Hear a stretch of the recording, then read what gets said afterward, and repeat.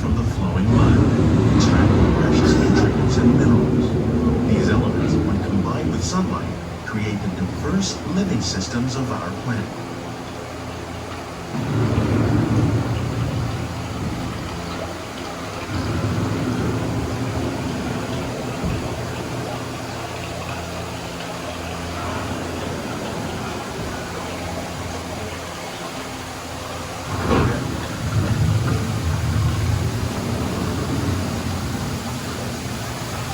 One of those living systems is the rainforest, home to the most amazing concentration of life on our planet. These dense and beautiful forests cover only a tiny portion of the Earth's surface, but they contain more than half of its plant and animal species. Rainforests are also extremely rich in productive living systems, providing us with oxygen, food, medicine, and other elements essential to our lives.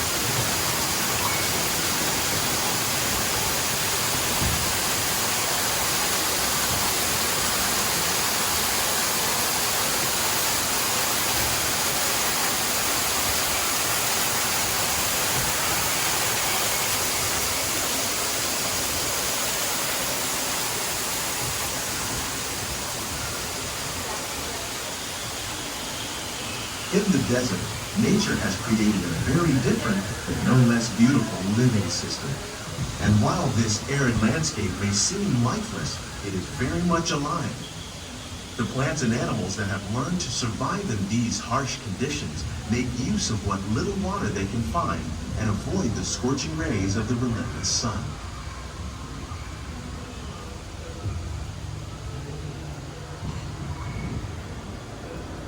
The American Prairie once appeared as desolate as the desert, but over time, rainwater and nutrients gradually penetrated the hard surface of this land. Even the hooves of the mighty buffalo helped create the rich soil that will one day become home to the American farm.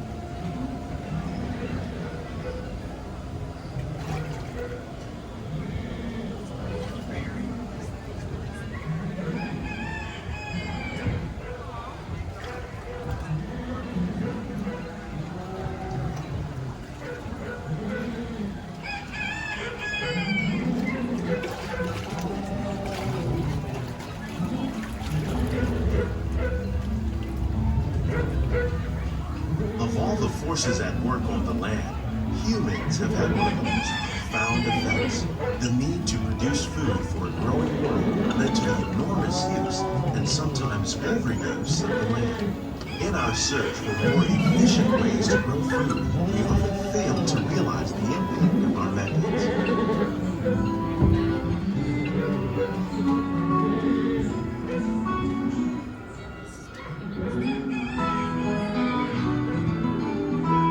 Today, we're learning to live with the land, discovering better ways to grow food that will assure both human and environmental well-being.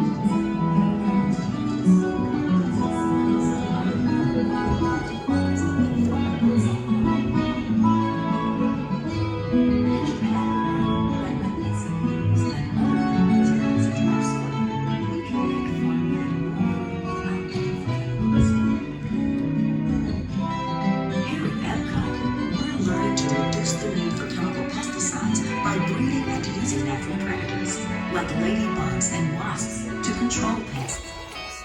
In the farmlands across America, we're learning that by plowing under vegetation containing natural fertilizers, we can enrich the soil without the use of chemicals. In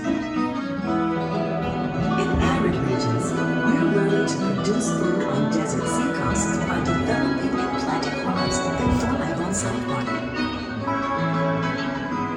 In Japan, we're learning that by mixing leaves and other living materials into our soil, we can make farmland more fertile without the need for chemicals. How will we meet tomorrow's growing needs for food production, yet still respect the needs of the land? Some of the answers are being discovered just ahead. To help us maintain these carefully controlled ecosystems, and for your safety, please remain seated.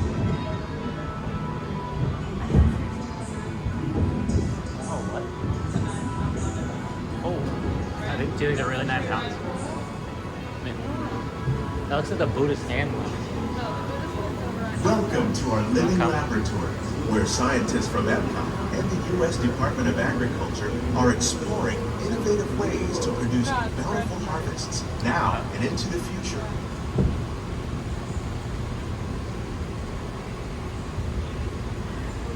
The tropics are home to the greatest diversity of plants on the planet. Many of these, like papaya, bananas, cacao, coffee, and rice, are well known around the world. These are just a few of the edible plants that have been an important source of nutrition for people living in the tropics. Many are rich in vitamins and minerals, while others are well adapted to growing in less than ideal conditions. So there you are. Some, like the water lily, thrive in wet, swampy areas and waterways. All parts of this plant, even the flower petals, are edible. The starchy root of the plant has long been used to make flour for baking.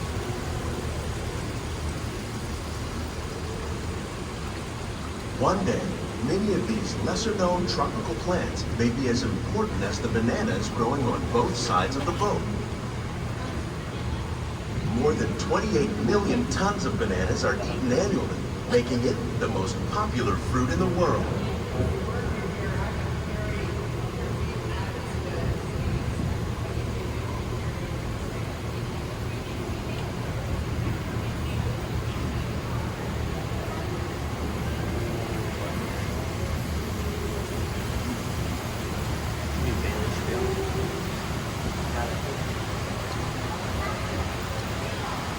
Look at the When pass. you mention farming, you probably don't think of fish, but fish farming, or aquaculture, accounts for nearly half of all the seafood consumed globally.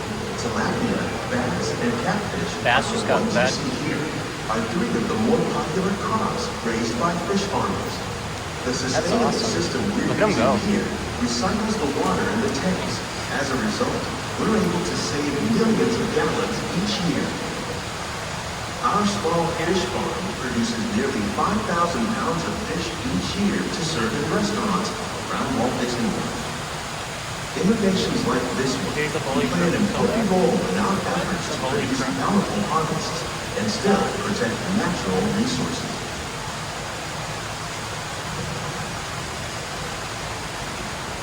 We got another hen Mickey.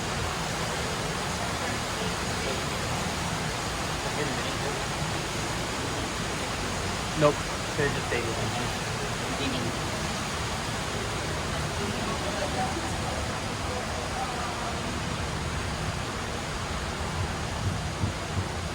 While there are more than 50,000 edible plant species in the world, most of us are only familiar with the handful that make up our everyday diet.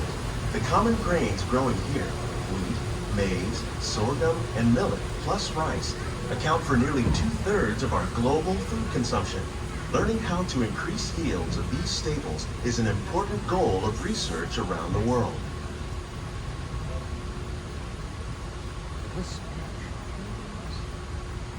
Is that even?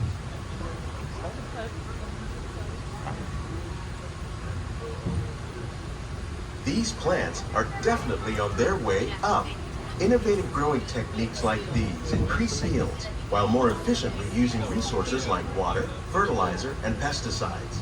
Another innovation at work here is our integrated pest management program. By populating our greenhouses with beneficial insects that prey on harmful pests, like aphids and flies, we are significantly reducing our reliance on conventional pesticides. We're growing these crops using our nutrient film system. This technique precisely controls and recycles water and nutrients. With it, we can produce over 27,000 heads of lettuce a year in this one small area.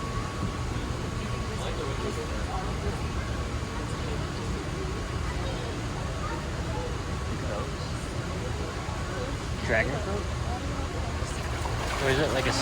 Some of our best ideas have been inspired by nature, like these fruit and vegetable trees. By growing these ground plants vertically, we can increase yields and better control diseases. These crops taste as good as they look. In fact, we serve more than 15 tons of produce from our greenhouses in restaurants here at the land every year.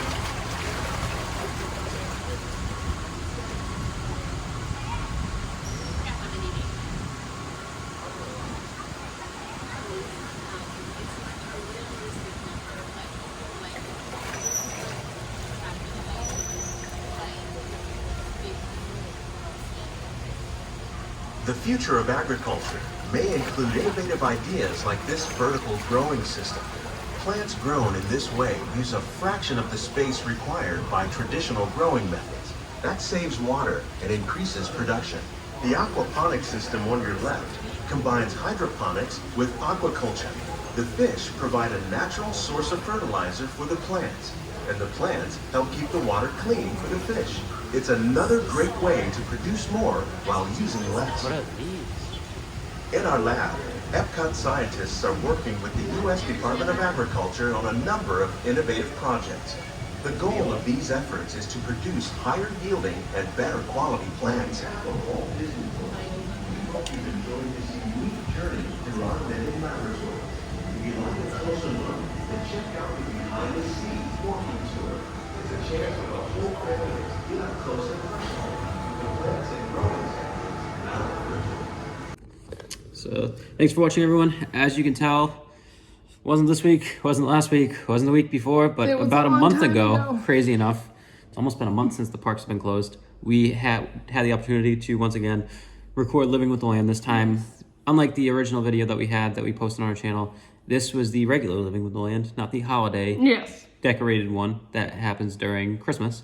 But one of our favorite rides. We definitely miss riding it. It's really cool to see kind of all the plants. And how they change from week to week. I think that's probably one of the biggest rides that we ride at least once every 2 weeks, once every week. It's my favorite. It's one of our favorites. It's also usually not that bad of a wait time as well, so we really enjoy Living with the Land. I just feel like it's very relaxing as well. It is. And it's really cool just to see all the differences, even when you go on it multiple times. Like we live down here, but we go on it fairly often. You can see a difference usually every week or so. Like something will move, or one of the decorations will move around, or there'll be some new hidden Mickey that you didn't see last time. Just stuff like that that makes it pretty cool. Same thing with the fish. The fish grow, and then you see the tilapia. We've had it where they've had the baby tilapia, and it's so cute. They start feeding them, and then they're huge by the end of it, by a couple weeks in. But we also did the behind the scenes tour as well. We weren't recording this. I've done She's it done twice. it twice. It's a very cool thing to check out. So we would highly recommend that. If we can, we will try to do that again to try to show you guys when the parks open at some point. But it is highly recommended when the parks are open to check that out. If you really do enjoy Living with the Land, because we really enjoyed it. You also do get a discount if you are an annual pass holder. I think it's roughly around $30, but that's before the discount per person. So it is a cool kind of thing to check out. You get to meet Stanley. And you get to meet Stanley. And you'll have to see who Stanley is. He's a really cool plant. And I'm not going to say much more than that. But thanks so much for watching, guys. As always, I'm Alex. I'm Ashley. And this is Disney's Party of Two.